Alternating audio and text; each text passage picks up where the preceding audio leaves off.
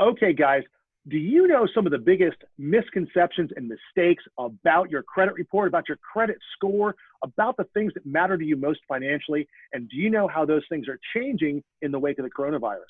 Well, my name is Michael Wasylik. I'm a Florida foreclosure defense lawyer, credit defense lawyer, and credit reporting lawyer based out of Florida with Ricardo and Wasylik. With my partner, Jason Ricardo, we help people just like you overcome foreclosure, debt collection, and credit card problems with dignity. And today, I've got a real treat for you. I am talking to Alisa Glutz, who is, Alisa Glutz, sorry about that. That's okay. She's the author of a book called Color My Credit. She's got her website at colormycredit.com, and Alisa's been a mortgage broker for almost 2 decades. And in the course of helping people qualify for better mortgages, qualify for good mortgages, she has learned the credit reporting industry inside and out, and she's gonna have a lot of really cool information. If you're worried about your credit score, if you're worried about your credit report, you want it, if it's bad and you want it to get good, if it's good and you want it to get better, this is the things you need to be watching. So, and we're live today, so we're live here with Alisa. So, Alisa, thanks for joining me on the video today. I really appreciate it. Thank you. Appreciate it. Nice to see you because I'm a big fan of you on all the social media. Well, thank you very much. And I know that you've done some really great stuff too. So give us a little bit more about your background, how you kind of came into being somebody who helps people sort out their credit problems. Well, I've been in the business about 18 years now, and I got into the business in 03, so it was a good year to get in the business. I came from the stand-up comedy business. That's a whole nother show. But I left LA. I came back to Arizona with my ex-husband, and we started our life. And so I was in the mortgage business in 03. It was the best year to be in the business, and everybody was buying a home that had a pulse. We didn't really have to know about credit scores. Credit reports really were first around 02, 03 was right when we were able to see our credit report for the first time, really. So it was still kind of new, but it wasn't painful. So we kind of went, it's okay, I got money. Then we lost it all. And I was a mortgage lender from 03 on, so I watched, I had a good business, and I watched it all quickly crumble as far as everybody calling and needing help. And probably around, I would say from 2008 to 2012 was a pretty dark time, I think, for a lot of us, but definitely for me too. New babies and in the business. And I started watching Dave Ramsey's Financial Peace University one night in 2012. And I thought, you know what? The only way my industry is going to come back, or any of us ever going to get back to buying homes again, is we got to figure out how to get home again. And I envisioned like the Dorothy and the Wizard of Oz in this house, and the black and the white, and her opening the door, colorful, to this color, to this, wow, like maybe if somebody could just stand in front of them and go, and guided them, give them a little guidance, then maybe they could find their way back home again.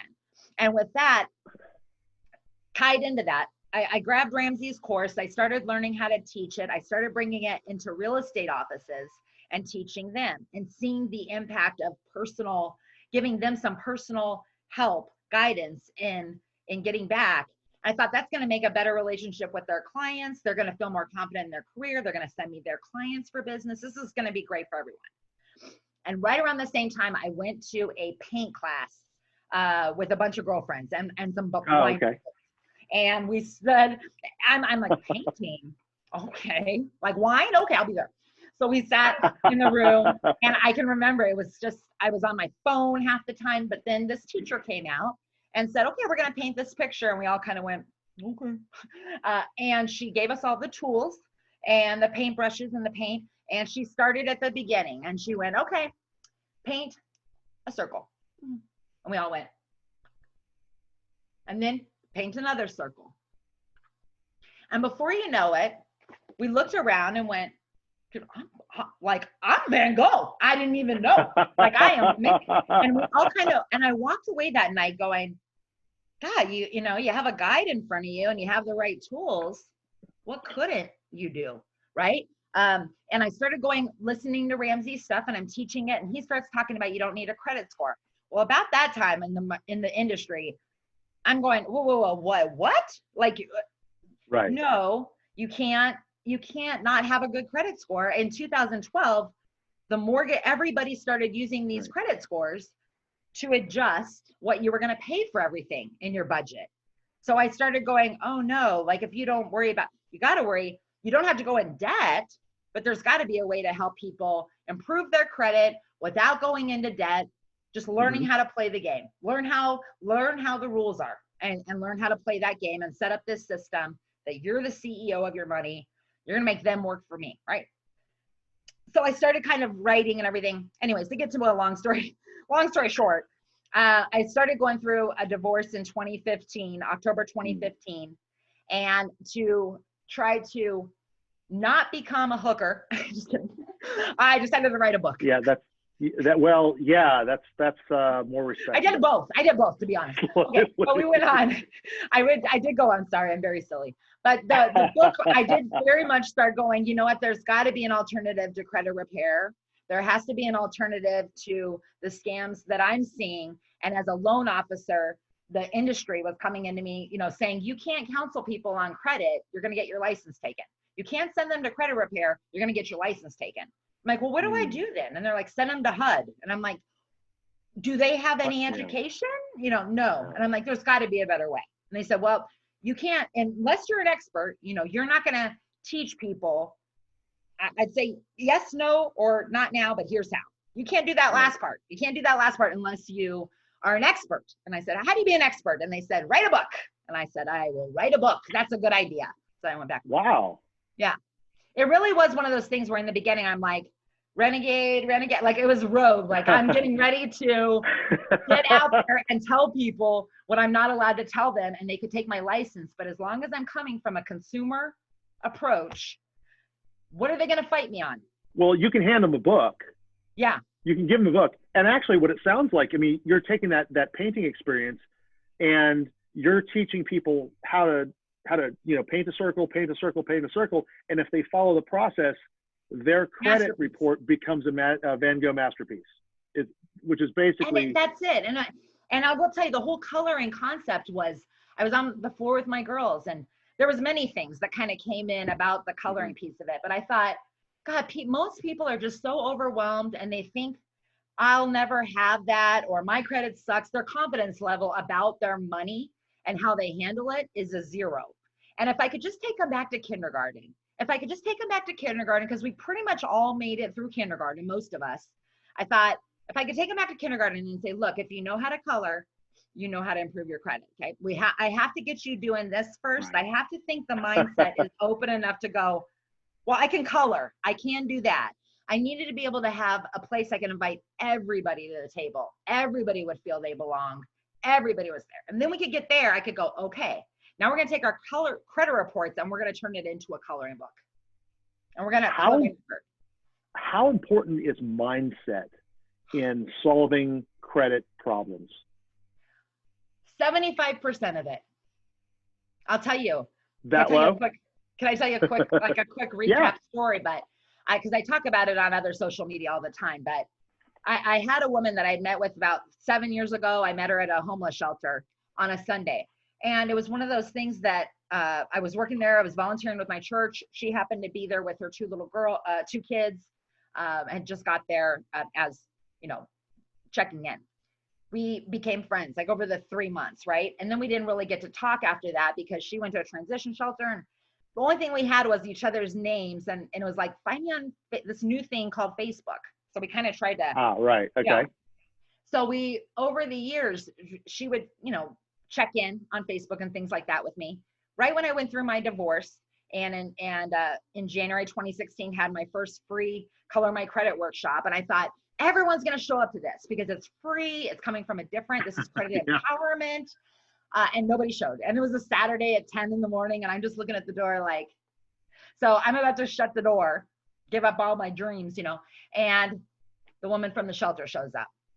And she walked in and was in a hoodie and the backpack and hunched over and like, kind of looked up at me like, hey, do you remember me? Like, I can color, like I'm here. Like, and it was like, So I brought her in, sat down, and to make a long story short, we sat there while she spent a good 30 minutes, like talking about her painful life. And every problem and every failure.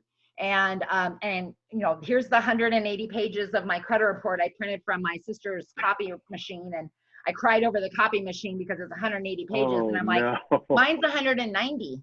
So I win. I mean, it's, you know, it's just a lot. It's a lot of legal. It's 3 reports in one, you know, it's a lot of legal stuff. So when I started talking to her, she's like, I've got to probably go back to the shelter. I made 50 cents more at work, and now they're going to kick me out of low income housing. What am I going to do? And I'm like, can I just run your mortgage credit? I mean, can I just run your credit? Because I don't see anything here on your reports that's like negative. And she's like, I just opened the one credit card you said a year ago, and I spend 20 bucks a month and I pay it off. And I'm like, let me run your credit. Pulled her credit, she had a 740. She had a 740. And you only need a 640 for down payment assistance. So 60 days later, she closed on her first house at 42. Okay, same age as me. And I watched her over a year lose 120 pounds.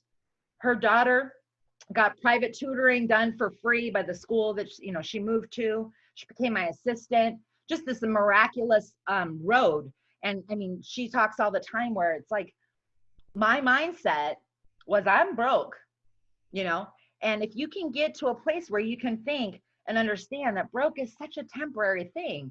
Broke is I'm passing through, you know, it's not a place to stay, and people get stuck. So yeah, mindset, everything. You know, I will say what I've seen, you know, both with, you know, having done a lot of helping a lot of people in foreclosure matters, having fielded a lot of phone calls from people who called when it was too late, and just knowing the people that I help and knowing the people like them. I will tell you that mindset is the biggest obstacle to getting better, because what I see is people who live in fear, and because they live in fear, they're afraid to get the information and they're afraid to get help. And the woman you're talking about from the shelter, it sounds like that's where she was living before she showed up at your workshop. Right. And just that glimmer of hope changed her life, and you showed her how to change her own life. Totally. It's that mental obstacle. We all have this fear of the unknown. And I know that people, like, for example, you know, the foreclosure process, or you know, somebody gets sued for a credit card or something like that, it's very scary, and they've never done it before. That's what I do all day, every day. I go into court, and you know, and I've had judges yell at me. It's, you know, it's not pleasant, but I lived through it, you know, whatever. But that experience of going there and doing that, I know it. I'm not afraid of it because I know what it is like. You're like, did you die? That's all I could think. Did you die? Never. Yeah. No. I once it felt like it, but never actually died. And but someone who's never been through that experience before. I mean, my first trial, I was terrified. Right. Terrified. And I was a licensed, you know, professional. Right? Yeah. So for somebody who has no legal training, no legal knowledge, no nothing, I mean, the court can be a very intimidating place, and or being involved in a even if you don't step foot in the physical courtroom, just getting the papers is confusing and upsetting, and a lot of people, they just bury their heads in the sand. They're like, oh yeah, I'll call somebody on the phone and see if I can fix it, instead of getting somebody to help them. Right. And it's that fear that keeps them in the dark, that keeps them, you know, ignorance is a harsh word, but it's the lack of knowledge. Yep. Because they're afraid to open their eyes enough, because they're afraid it's going to be so much worse. Yeah. I see. And I know that this translates into credit, because both you and I have experienced this. Yep. Where somebody says, oh, I'm afraid of what this is going to do to my credit. And I'll ask them, have you actually looked at your credit report? And the answer is no. And they make assumptions about what's in it. They think, you know, they're afraid to actually look at it because it's so scary. What's inside the box is such a scary thing that they won't look. And if they just look, I mean, you can't fix it if you don't know what's in it, right? That's it. Yep. That's why I love that simulator thing that I use a lot in the videos I do, because it's so visual. It's like, here, boom, boom, boom. Oh, yeah. Yes. Boom. Yeah. So just for the people who might not have seen that, what I've seen you do is this: is you have a computer screen, and it shows what the hypothetical credit score is, and then you change one thing, like what if we drop this balance down to $20 instead of $100, and then the credit score on screen updates to simulate what would happen if you made that simulator. change. Yeah, so it's a what if, and so it's like a credit scoring model, but it's, you know, it's obviously a model is a guess, but it's a pretty good guess. Yeah, it's more than a guess. Yeah, because it's actually a part of my rapid rescore system that a lot of mortgage lenders have access to, but it's precise if you know how to use the system. Right. And you basically, like if I went in there right now and I changed your credit card balance from $100 to $20 and I got this 30-day late removed, okay? And it went up 100 points. And within a week, you gave me a letter from the collection company saying that this account will be asked to be deleted. And you gave me a statement printed from online with a new balance. I could take it, I could send it in, 2 days later, I'd have that score. And I've done it thousands of times. So I know it's precise. Some people go, well, yeah, it's just totally a guess, but yeah, it's pretty accurate. All right, maybe guess is the wrong word then. It's a model that your experience has shown to be pretty much on the mark. Now, let me ask you this. Yeah. So, well, there's two things that I want to ask you. One of them I'm not sure I can ask you is what's like the biggest credit score jump you've seen from somebody you helped? Yeah, 248. 248 points in 30 days. Wow. That's not as uncommon. I've had at least 3 videos that I've actually shown on social media, but I get them all the time, of 2 women and 1 guy who their scores had gone up just by opening up the one credit card. They didn't have any open credit card and getting a self-lender account. All 3 of them, 200 points in 3 months. So that was just recent. Those are people that may not have had any negative things, but they didn't have anything positive either. Yeah. They had a couple negative things, but they didn't have anything positive at all. And the negative stuff, like they were collections, but they hadn't opened for more than a year. So they were a little fading out, and then getting a new credit card, getting the right thing reporting, $20 balance, and then the self-lender, the installment account, that's like a savings account, just those 2 accounts. She's not going in debt, $20, and the other one's like an emergency savings. And it's like part of the formula, the recipe for having that great credit score. Really, the recipe is like 2 credit cards, 1 installment loan. Now, what you do then is you inform people, you educate people about how they can build their own credit, how they can build positive and minimize the impact of the negative. Right. You don't do what's commonly known as which is credit repair, which is like some of those. There's some organizations out there that are kind of. Well, I mean I don't do credit repair either. But not credit repair, but I guess need that extra. Right. Yeah. What I'm getting at is that there are organizations out there. Well, they'll bombard the credit reporting agencies with letters, and they end up being like every month they send the same letter and it's frivolous, and they end up charging people a bunch of money. The results they get are mixed at best, and so that's not something. And by the way, some of that stuff is I'm not going to say it's against the law, but there are laws that limit how effective those things can be. No, for sure. For sure. I felt like that wasn't the right alternative. I feel personally, for the 6.1 million professionals that are across our country that are desperate to have long-term clients, they say, right, but they don't want to do anything to educate them, right? And for a long time, I thought, why is it credit repair companies' jobs to help people improve their credit, and then they got to send them back to us? Why isn't it part of our profession, okay, as a loan officer, that I have to know, how the credit stuff works, how to improve it? Otherwise, this is what happens. Credit repair companies had to change their business model a couple of years ago when they realized that they couldn't charge these upfront fees anymore. They were like, what can we do to make a lot of money on this? I know, let's get them set up on a monthly subscription that these people are more likely to forget about.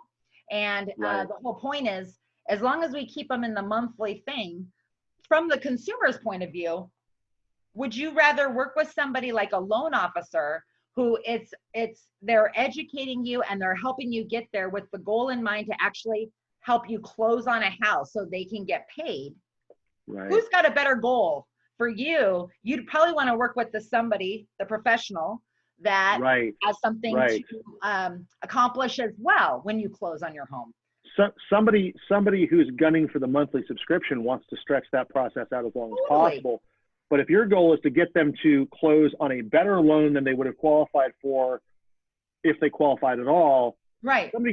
Somebody comes to you with a 600 credit score, and they walk out the door with a 710 or a 720 and a great home loan. They're talking you up. All benefit, yeah. Right. As long as you can be transparent, because people always are like, well, what's in it?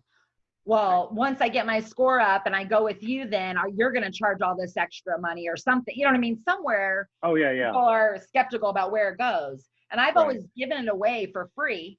And I was hoping that if I can get their score up, that they'll use me for a mortgage. But not saying that. So I've had to there was nothing I could like legally go, here, sign this that you promise you'll work with me if I pour into you. You can't do a quid pro quo, but if somebody comes to you for a mortgage that they don't qualify for, you say, let me help you get there. Yep. Right. Then you got to hope they stay with you. Because in the beginning, I would help people get their scores up, and then they go, hey, I was shopping around with my better credit score and I found somebody better, has a better rate. And, and you're going, wait a second.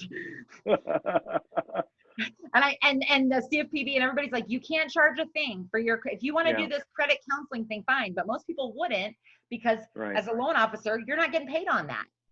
And most realtors were like, I don't want to work with renters. I'm like, but hear yourself, professionals, finance professionals, all of you want business. All of you, there's so many renters, and especially now even more people that need help. And you're sitting there depressed in your house going, where am I going to get business? Why don't you go learn how to guide them? Okay. And then the more you help people. Yeah. I mean, the more you help people, the more fans you get, and the more fans you get, the more business you get. Ultimately, it may not be a direct correlation, but certainly there's that. So. It's been good for me. I feel like, especially in this last few weeks, when so many lenders have been focused on working with agents all of their life and getting business from realtors. I haven't. It's been a consumer direct relationship, very organic. And I'm not in any kind of a slowdown, because believe me, it's easy for me to turn back into, and I hear my industry now focused on, well, we need to be advisors. I'm like, no, that's what I was saying a few years ago. You gotta be advisors. Well, hey, what about my credit system? you won that land rush. You're already in the advisor space, right? So now people are looking to you. Like, now you know how to do it. And they're looking to you to figure out the model. So yeah, that's kind of the next thing is. Things. So let's do this. We've talked a little bit about how important it is to build positive aspects of the credit in order to improve your score, and how some of the negative things, if they're older, they kind of fade in importance a lot. What are some of the biggest misconceptions you've run up against when people first come to you and they know nothing about their credit score, their credit report? They, whether they pulled it up or not, or maybe they pulled it up, they see what's on there and they don't know how to handle it. What are some of the biggest kind of hard-hitting information bits that once people learn it, they're like, oh, this is how I can improve, that make the most impact on people? Okay. Hear me on this. Okay. Half of your credit score is going to have this impact. It is going to be impacted by this. Credit card balances. The number one thing I hear when I start talking about credit card balances, when people come to me and just say, I want to improve my score. I have credit. I pay my bills on time. What do I do here? Utilization. Yeah. I'm sorry? Utilization. That they will lump it all together, because that's what Credit Karma says. And they'll say, I'm at 70% utilization. And I'll say, they're lumping every credit card they have. They're adding up all of the balances and all of the limits and like calling it this. No, that's a big misconception. You got to take out. Okay. So you literally have to get your credit report and put right on your fridge. Okay. A little, whatever you want to do, Excel sheet, your own page, name of credit card. Okay. APR. That's going to change around. The reporting date. What day does the credit card report your balance to the 3 credit bureaus? What's the limit on that individual card?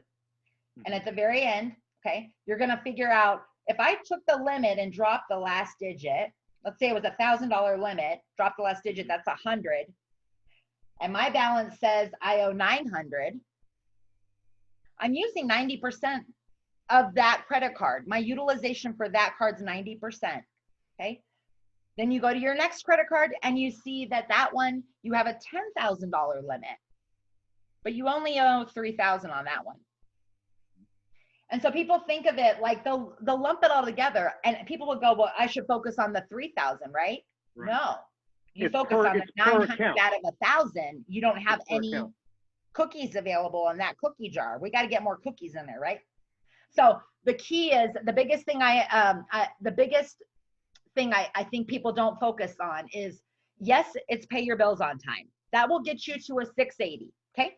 But if you want to be in the 740, 800 range, it's not just that. You got to get even more detailed, and you got to find out the exact day they report your balance, and 2 of your credit cards, ideally, having about a $20 balance reporting. A lot of people find out the day that their credit card company reports and go, okay, I'm going to pay them all off right before that. So they all report as 0 balance. Believe it or not, your score will be about 15 points higher if you can just show you're playing the game, but you had total self-control. You could. Otherwise, it kind of looks like you just forgot about them for a month. I mean, that doesn't look like you're a good credit risk. But if it looks like you ate 1 out of the 10 cookies available to you, well, then you had self-control. And then we like you. Right. You know? So it's about playing this game. So there's 2 things that I'm taking away from that right now. One is that each individual account should be as low balance as possible. Ideally below the 10%. Below 10% if possible. But if you've got one card that's at 90, another that's at 10, you want to pay down the 90% first and get that as low as possible. It's better to have 3 cards at 30% than 1 at 90 and then and 2 at 0. Right. Okay. That's a little bit different from other methods you've seen, like Debt Snowball with Dave Ramsey. Right. Like where Dave he Ramsey says start with the smallest balance and move up. And even Susie Orman, Debt Avalanche, she says start with the one with the highest interest rate. But we know these days that the credit score is what is impacting half your budget. So when we focus on the credit score, then if we go this method, the debt pinball method, okay, then you start with the one that has the least amount of credit available on it. Right. And then you watch your score go up. And then you go over here and get cheaper car insurance and cheaper home insurance with your better credit score and save that money and apply it to the credit card back. You know, it's all about this leverage. So if your goal is to improve your credit and you're trying to pay down debt strategically to improve your credit, then you need to pay attention to the balances. If you're just looking for a Dave Ramsey, I want to wipe everything out and be debt free, then you just do one of the other methods. Well, I think my method, though, is faster if you're wanting to get to the point of being debt free, because it's the leverage thing. Like my mom is a perfect example. My mom had $25,000 in credit card debt. This is a few years ago. She came to me and said, my credit score is like 680. I'm paying my bills on time every month. But every one of the credit cards I have, the 8 of them, are maxed out. And I'm making a payment every month. When you add up all the minimum payments and a little bit extra, it's about $1,600 a month. And she goes, at the end of the year, I'm not even making the minimum interest when I make these minimum payments. So I'm basically renting my debt. And at the end of the year, I owe more than I started. I didn't even use the cards, right? So she went over to Lending Club, pay off, any kind of installment loan, but this is like peer-to-peer lending. It's a little different, kind of like a bank, okay? But you're going over to Lending Club, and she applied for a $25,000 loan for 3 years, and it's cash, okay? And they gave her the loan. The interest rate, can't remember what the exact rate was. I remember the payment was $890 on a 3-year payment. And I said, $890, and you're making a $1,600 minimum payment right now. So keep making the $1,600 payment every month, but make it to that one. And instead of 3 years, you're going to have it paid off in about a year and a half. About 30 days after she paid off all the credit cards and had her one loan to focus on instead of 8, any one of those, she could have been late on, an error could happen, something could happen, right? She got one. The 2 credit cards she set up as a $20 charge, one for Netflix, one for her gym. And she just had that set up, that system working for her over here. And 30 days after, her credit score goes up 100 points because it looks like the revolving debt just got paid off. Installment loans don't count into your credit score the same way. So her score goes up 100 points. 100 points later, she gets cheaper car insurance, cheaper home insurance, and refinances her home and her car. She saves another $500 in her budget, and she adds it to that $1,600 minimum payment she was making every month to make it $2,100. So instead of it taking 3 years and not a year and a half, it took her 9 months to wipe out the $25,000 in credit card debt, kind of with this compound, right? And then at the end of that 9 months, she was like, I'm going to start actually giving my retirement guy $2,500 for retirement now. He's been begging me for years. So talk about, that's a much better scenario. So couple things I'm hearing from that. One is that because it's an installment loan instead of a revolving loan, it counts differently, so the credit goes up. When the score goes up, well, first of all, with the installment loan, she probably qualified for a lower interest rate, right? Yep. Okay. And then when your credit score goes up, you can actually renegotiate some of your other debt into lower interest rates or lower rates. So again, insurance is not a loan, but it's still, you can negotiate better rates if your credit score goes up, right? The key is to get that score up as high as possible, so you use it as a negotiating tool. And then you do this, if you end up getting, there's sometimes Lending Club or whoever will give you a 25%, interest rate to begin with. And I've had people come back to me and go, are you crazy? I'm not taking a 25% loan. I'll go, go find out what your credit cards are at right now. And they're pretty close. And if they're not close, up to 29%. Yeah. In some cases. Yeah. And some cases, they would be like at 15%. But when I showed them the math, that if they keep making these minimum payments, how much interest it will be over the time frame versus the higher interest rate on a shorter term of paying it, much less interest. So people get in their mindset, 18%, I want the 9%, but the 18's in 3 years and the 9 is in 20 years. Which one are you going to pay more interest with? That's a key thing to remember. So it helps. Longer term is more interest. She ended up actually halfway through her payoff with Lending Club, where she had, I want to say it was like a 16% rate or something like that. They then came back and offered her a second loan for 8%. And then she took that loan and then she paid off the next. So her old loan that she had consolidated all the credit cards with. Got it. So it's almost like for me, the reason why I said to call it debt pinball is because you're kind of like boom, boom, boom, boom, boom. But the credit score is like boom, boom, boom, boom, boom, boom, boom, boom, How much discipline, going back to mindset, how much discipline do you have to have in order to get that done successfully? I think it's about, when you mentally think about it, if you came to me, and it wouldn't be me you'd come to, and wanted to lose weight, I'd probably put you on a training program daily. I would probably tell you what to eat. And at the end of the week, I'd tell you to meal prep to get ready for the week, because then when you face a time and you don't have something available, you won't lose your mind and eat sugar. Same mentality, money prep, and what we're going forward in from this day forward. I mean, since this virus, since everything, the new world, you have to be CEO of your money, okay? You have to have a daily discipline of checking in. And I have a whole list. I actually have turned my whole bedroom wall into a wall of dry erase boards. And it's almost like the motherboard. I mean, it's got like my credit cards on one of the boards. It's got, and I call it my money prep dashboard. And it's this whole kind of, I've got my credit cards here. I've got one installment. So it's really, it's a lifestyle change. It is. Really. It's a mentality, but you know what? It's a cool thing to get excited and to spend your time on. It's a lot better than Pokemon. I like that you use the word money prep, because meal prep is so familiar to anyone who's ever done anything fitness related. I mean, you can tell I'm a real fitness buff, right? Yeah. But the idea of just spending, an hour on Sunday afternoon of looking forward to the next week and saying, okay, setting up systems for success so that you can have the systems do the work instead of having to have the willpower. That's right. And I even give you the do it system. when you're in the mood. Yeah. Do it when you're like, when you're fired up about it once a week, and then automate it as much as you possibly can. That's it. So that's it. So it's about automation. I mean, obviously, technically, I am a kindergartner with my crayons, but eventually, all my system, my method, hopefully, will be something that people can access.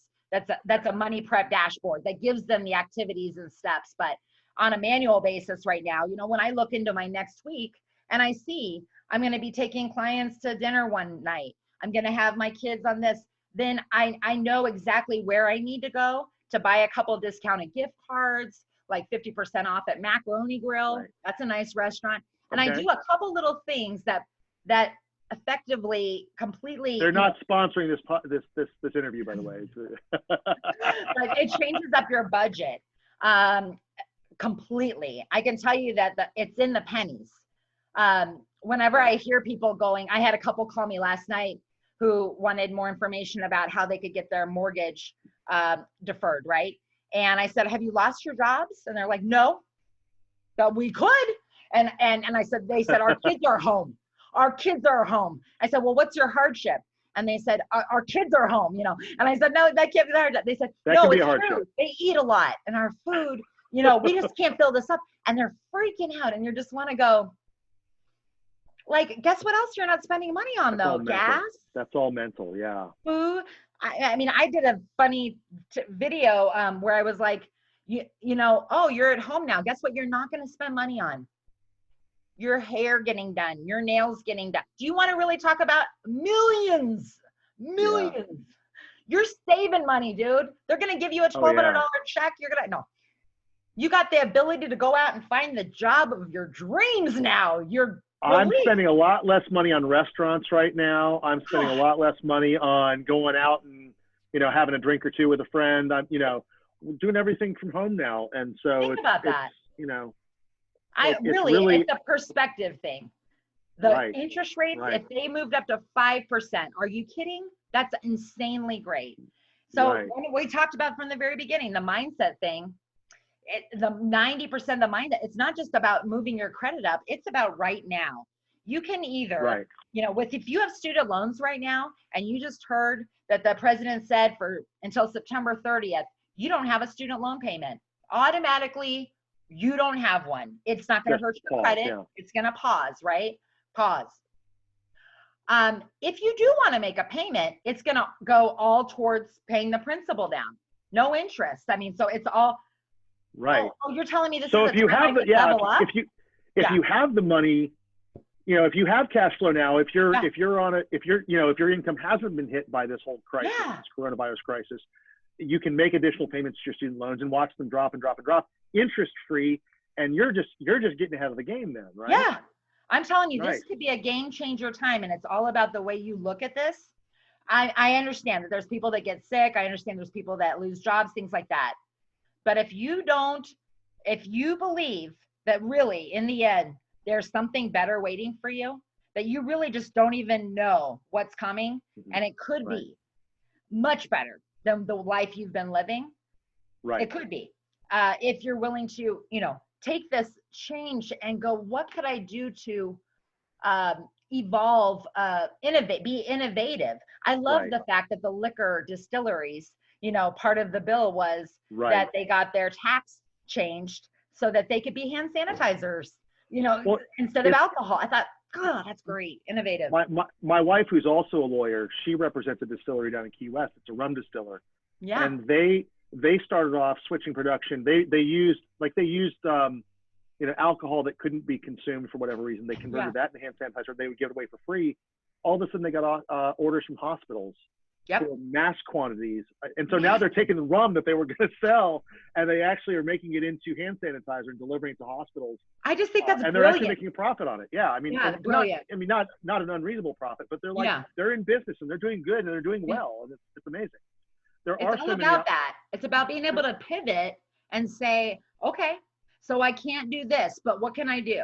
And okay, I don't have a job, but I am getting the stimulus check. I am getting, Right.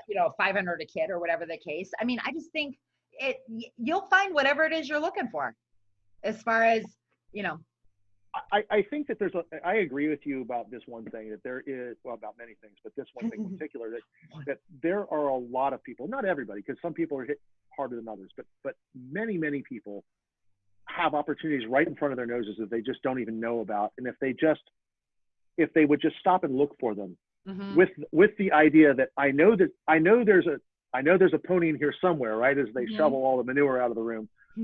If they just look for the pony, they might find something they didn't expect. But a lot of people, because they're preoccupied, in this time of pandemic, they're preoccupied with fear.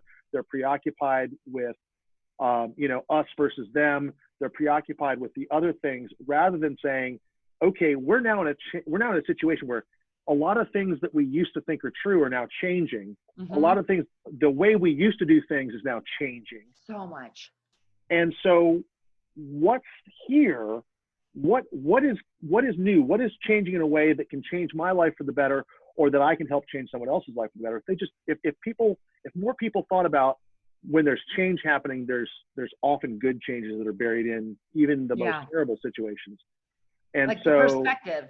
But I just think it's the subconscious. It's the, we already, what I think about on a daily, we as human beings are practicing to be something. Okay. It could be good at eating. It could be good at, whatever it is, you pick up and you start doing something. If you go back the next day and you do it again, and then the next day you do it again, before you know it, your brain has automated it and it's become a discipline. It's a routine in your life. So many of us right now are creating a whole new routine, a whole new daily discipline, and unless we're mindful about it, about what we're doing, and about how can I get this, how am I going to it's about strategize. Like, how can I come out on top, and how can I help you? It's just, what I'm saying? It's about really figuring out what disciplines and routines are going to bring you closer to what you're going to need to survive. To what you want to be, to the person you're going to be next year, this time, right? Right. And not get distracted by the crying around you constantly, or at least easing up the time frame of how long you spend reading news. That's a hard thing. You spend an hour and then you're like, we're all gonna die. Like, this is not good. It's the most depressing part of most people's day, right? Yeah, that's a routine though. You can get into the routine of waking up and hearing it. I don't know. I will tell you that just kind of the nature of what I do, which is again, defending foreclosures, defending people who are in credit situations, people who, for whatever reason, their financial situation isn't working out well for them right now. And, and even in really dark times, there are opportunities to get better. Like, so, when someone falls into a foreclosure, many times for example, the solution is, to modify their loan, get a lower interest rate. I see a lot of times where there's a lower interest rate or a better term or whatever. And it doesn't always work out that way, but it certainly is something to shoot for. And many times we're able to get that. And so they come to me at a time when they're in crisis, and they leave knowing that they're going to keep their home, that they're going to be able to afford their payments. Or sometimes they make the decision that this is, just because we've lived here for the last 10 years doesn't mean we have to live here next year. And they find a home that's better suited for them. Yeah. I've had, empty nesters downsize because it just made more sense for them. I've had people find a better place to live. I've got one client. They were first in foreclosure in 2007, and something like 12 years of litigation, multiple cases thrown out of court and all that. Well, all of a sudden they came to me on the last one and they said, "Hey, Mike, I've got a job offer in Colorado. I'm willing to let the house go this time." And they were, this family had been underemployed, right? They didn't have financial opportunities, but all of a sudden this one opportunity cropped up, and not staying in the house was actually the best possible thing they could have done at that time. Even though for the last 13 years, the effort was, we got to stay here because we have no place to go. We don't have any income coming in.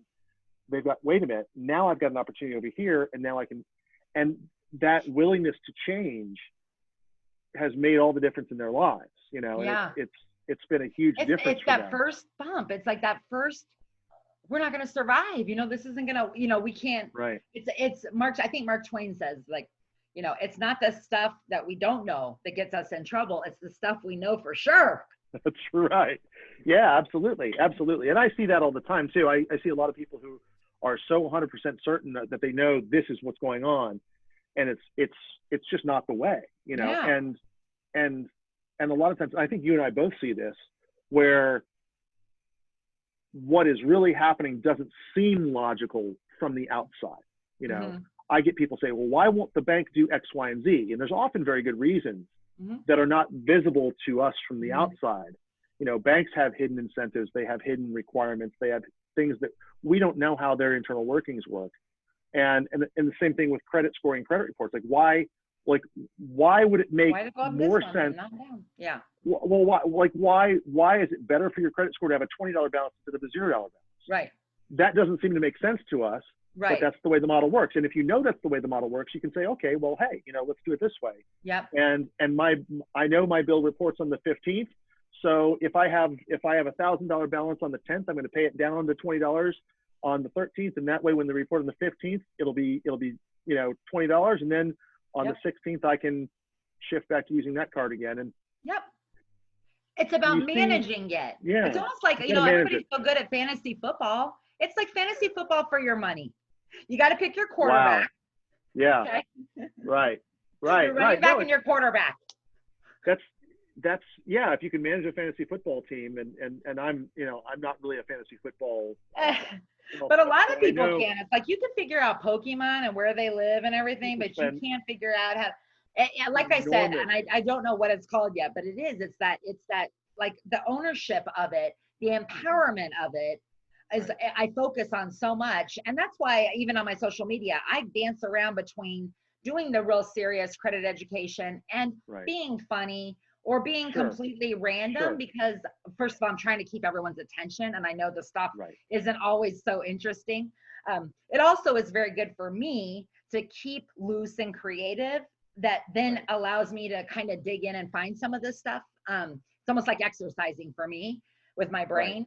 Keeps that right brain fresh because I'm so left in this left brain world all the time. But I don't even know where I was going with that. But the point is that I do like to look at myself. I don't know. What was I going with it? I'm not sure where you're going with that. But I mean, the whole idea of like people can do complex, you know, analysis of something that they're really interested in. You know, like the fantasy football example. Like there are people who spend enormous amounts of time and attention on that. You know, Because it's a game, because there's rules, there's something to follow. It's a game. My sons play video games a lot, and I follow along a little bit with what they do, and they can spend enormous amounts of time optimizing a particular game outcome and using complicated mathematical analyses even. Yeah. And they're like, and the amount of time they'll spend tweaking for this result, you know, we're all capable of that. Yeah. And if we just do it for the things that really are going to make a difference in our financial future, then I've always said, like, I got to get some Yeah. bling going on this area, because if they saw the bling bling and they knew what game, what it was going to look like to win this game, it's Right. going to be better than Mario Brothers. You know what I mean? It's going to be way Oh, better. yeah. You know, you actually yeah. get to be a princess. It's awesome. If you can make financial management, self-management fun, Yeah. then you play that game and you That's the spend the time and the effort and the interest doing it. You could, I mean, that's how you become successful financially. That, you know, it's the process. Yeah. It's not about how much money do I have in the bank account or what's my balance on my credit cards. It's about, have I developed as the person who has the self-control and the discipline to be in charge of my own Take money. control. Yep. And that process, that's the process of becoming wealthy. It's not how much money did I stack up. It's am I the person I need to be in order to maximize my outcomes? Yep. That is so true. Yeah, that's the truth. Yeah. Yeah, wow, it's It's I kind of don't think I mind ever blowing when talked you like that. think, Yeah, because it has to, in order for me to, it's when people call me and go, how do I fix my credit? And it just starts there. You go like I know for sure it's going to be number one, the mindset. We got to go after the mindset, and then you've got to be like ready to be committed to me for a while. I tell right, people, jump on this social media thing and just obsess over me for another couple hours. Like watch one after another. But and people go, okay, I watch all your videos. How do I do this? And it's something I talk about in every video. I'm going, you're not watching my videos. I mean, like I don't, right, right. but I tell people all the time, they're like, I want to do a one-on-one. I'm like, there's so much free out there available, but you have to, it has to be, look, for anybody to feel empowered to do anything, they got to feel like, number one, it's going to be worth it, right? It's going to be worth it in the end, right, that they can do it, right? right. That there's not going to be anything that in the end, there's going to be something that they can hold on to. It's all in the end going to make sense, right? But when they feel like they can do it and that it's going to be worth it in the end, I feel like they're ready to move forward with it. But it is a tweaking of your brain, of your mindset. It's like we're going to be doing a full, evolving of the way you go about things, Right. And I think some people are afraid of that. They're like, oh, well, if I have to do this every week for the rest of my life, it's, God, they don't want to commit to that. And the first thing you have to get rid of is the fear, right? Yeah. And it's actually pretty interesting. I have a big women empowerment group here that at the same time I started Color My Credit, I started that kind of secret Facebook group called Claxy Women Club back then. Didn't really realize I was building this huge group of women that all needed what I was getting ready to spend focusing my life on, the education, the money education, the credit. And the group went from one to like, now it's got about 3,700 women in it now. And we meet up once a month, and it's kind of a fun thing. But recently we started getting into Robinhood, which is just this app. It's a free app, and there's no minimum, right? Yeah, investment app. Yeah. And there's no minimum to get started. But what happens is, as we've almost been playing the game that there was years ago, there was a group of older women that were buying stocks.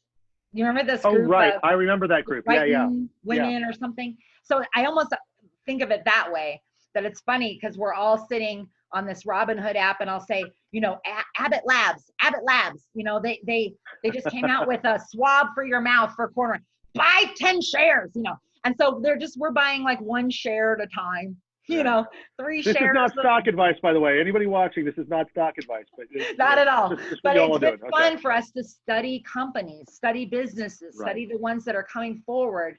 It's been an education in itself, but I believe that you can't do it for them, just like the guide and the paint. You have to lead them to a subject and go, now Google it. Okay. It's like sometimes all I want to do is bring them over to a thought and then go, okay, but now go, if this is something that's interesting to you, go dig in, Research. Yeah. Do the research. Own way. I can't dig in for you, really. You got to do that. You got to take, you got to be part of that process, or it won't get in your brain. It won't change you. Wow. Well, Alisa, this has been really, really fantastic. And I just want to thank you for taking the time to talk to me today. Yeah. We're going to make this available. Oh, absolutely. Go for it. Well, just from your knowledge, because I'm always so curious too. So you've got in the business in 2005, doing foreclosures. And then in 2008, obviously it changed a lot. You said it was, we started the foreclosures really like late 2007, early 2008. It was, we were just general civil litigation before that. Just general. Okay. I was going to say, like, when you were starting in the business in 2005, why would you start there? No, unless you have amazing foresight, into the future of what's going to happen. No, I'm not that smart. So do you see for yourself, like the next 5 years, with everything going on in the world, do you see you staying focused exactly where you're at? Do you find yourself pivoting to another key area of litigation, or like, where do you see you going to? I'm curious. Like, that's a really great question. First of all, I believe that we should always be growing and changing. I've been a lawyer for 10 years already at the time Jason and I started the firm in 2005. And 3 years later, I'd been a lawyer for 13 years when I handled my first foreclosure case. So I was growing and changing even 13 years into the practice. And now, now we're in 2020. So it's been 12 years plus of doing foreclosure work. We are constantly growing, changing, evolving. And I don't know exactly where I'll be in 5 years. I do know that I'll be, with any luck, smarter, better looking, richer, have more people that I'm helping. And, but I am always looking to improve, to get better, to find a new way to do something better or to do a better thing. I do believe I will still be doing foreclosure work, helping people fight off, debt collection bullies, helping people deal with credit problems, junk debt buyers, things like that, helping people improve their financial situation. That's going to be, it's all going to be in the soup somehow. Have you always been that way? In what way? Or had a passion for helping people in complicated ways that they find complicated? You being able to, you seem like you really have a purpose-driven passion for helping people. It's not about the money. It just doesn't seem like it with you. That's a really good question. And I think if you look at what I've done over the last almost 25 years I've been a lawyer, I've always wanted to be a litigator. And so even when I couldn't get courtroom time, I was studying, I was practicing, I was learning the skills I needed so that when I got to the courtroom, and really, honestly, I only had like a few trials up until when the foreclosure hit. Florida's a judicial foreclosure state. I've done more than 300 trials now in foreclosure cases. Wow. And so, and countless appearances in front of judges on hundreds and hundreds of cases, probably anywhere between 5 to 20 courtroom appearances per case. So I've literally been in court thousands of times on this in a way that I never thought was going to be possible when I was a much younger lawyer. But I focused on developing the skills I would need. I studied cross-examination. I studied, and I was terrible when I first started, right? When I was in law school, one of my good friends got on the trial team, and I did, because he was actually good at it and I was awful, right? Yeah. And he's still a really, really good trial lawyer. I've gotten much better because I put in the time, I put in the work, and I wanted to be steady consistency. Yeah. Right. And I've done that in the context of how do we help people fix these problems. And so I think if you look at what I've done, I think the answer is that this has been the way I've decided to help people. Because, nobody goes to law school because they want to help people. They go to law school if they want to help people in a particular way. Right. Same way people go to medical school, right? They don't go to medical school because they want to help people. Because you can help people without going to medical school. You can go be a nun. You can help people without going to law school. You can literally march down to a soup kitchen, maybe not this weekend because it's probably closed, but you can literally go deliver coats and blankets to people who need them. You can serve food in a soup kitchen or whatever. You can do lots of things. It's people who want to help people in a particular way with use this particular tool to help people in this particular way. And that's resonated with me for whatever reason. I have ideas about why that is, but it's just, that's why I do what I do. So. That's good. I think that it's that you can learn things. You can have your own natural set of skills. And then there's this whole compassion thing that when you've been through a little bit yourself and you've seen it or whatever the case, and that compassion, I can't teach compassion to people who have rough credit, but I have them go through my system and my process and they learn compassion through it because they're going through it personally. Then they can turn around And when they teach others, like I can teach them the goods, but I can't teach them the compassion. But that compassion, I see it in you. I see that there's that compassion there. And people will always connect with that first. If it's authentic, you know, we can tell if it's canned as well. But I don't know. That's why I had to ask you, because I was wondering, you know, to psychoanalyze you as I normally do my friends. Just what, you peel this lid off, you're not going to do. find much inside. Yeah. Whether there was like a story or something big that was something that moved you into and you know, keeps you up late at night studying it, and is like, was there anything like that, you know? But it sounds like it's been kind of an all your life thing.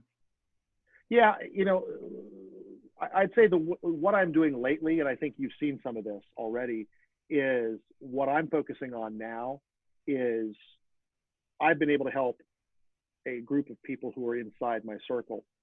I want to expand that circle greatly right now. I want to see if there's ways we can, you know, and that's part of what we're doing today is you know, because this is going up on the interwebs and all that. We're going to, you know, I want to make sure that people who don't have the information they need, who may be laboring under misconceptions. Lots of people have just wrong information.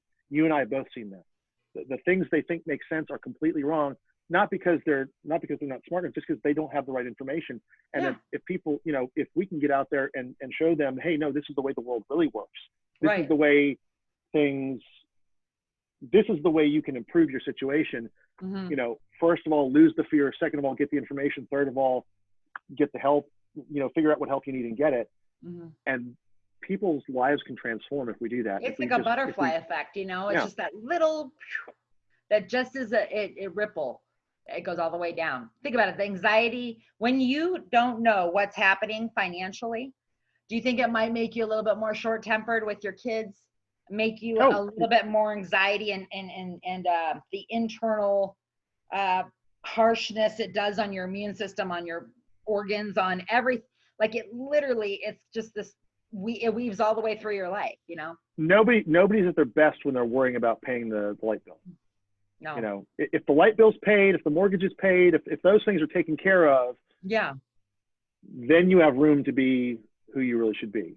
But if you're sweating that stuff, you know, if it's not working and you don't have a plan to attack it, and you're up all night not getting sleep, and you feel like you're alone through it when everybody else is awake, or you feel judged, you know, you're judging yourself so harshly. Usually with people, it's like right from the beginning. I think I get a lot of people that talk to me because I kind of show my flaws. I kind of show I'm not perfect. We're human. We got to get through it together, you know? And I am perfect, but I'm just kidding. No. I think you have a really, really good point, is that you can't be a good parent. You can't be a good spouse. You can't be a good, you know, son or daughter. You can't be a good coworker if you have the weight of the world on your shoulders because of all this other stuff going on. And it's something that can be fixed. If it's something that can be fixed and you don't fix it, then you're not doing your job as a parent, as a spouse, as a family member, as a coworker, whatever matters most to you. If you've got this monkey on your back and you just tear it off. And it's a cycle, right? Because then what happens is you feel guilty that you weren't with your kids because all you did was stress. So then you feel really bad, and then you go, I'm just gonna go get a bottle of wine, and we'll just put it to end. But I'm saying those outlets. It doesn't really feed our better natures, that's for sure. No. Well, Alisa, thank you for this. Has gone longer than I thought we would. I know. Honestly. And but it's been so much fun, and I'm really, really grateful that you took the time to join me today. And I think that I hope that everybody who sees this or listens to it really just gets a lot out of it and follows up with you. So Alisa Glutz, you are at colormycredit.com. Your book is Color My Credit, and you help people make their credit reports a masterpiece by painting by numbers, right? Yes. And guide you on your way to the masterpiece of money. Super. So I'll make sure that your contact information is in the description when this video is posted and all that. People are going to be able to find me. My book's on Amazon too. I have a book on Amazon. The book's on Amazon too. Super. Yeah, we'll make sure to throw that link up there. My name is Mike Wasylik. I'm with Ricardo and Wasylik, based out of the Tampa Bay area here in Florida, and we help people with foreclosures. We help people with credit card debt. We help people improve their credit scores. Anything that's, you know, financial distress related, we can hopefully help you out with. So our number is 352-567-3173. That's 352-567-3173. Our website is ricardolaw.com. It's RICARDOLAW.com. You can also find us, you go to our YouTube channel, rwlawtv.com. It'll go straight to the YouTube channel. So thank you everybody for watching this. Alisa, thank you for being here. Thank and you. See you on the next one.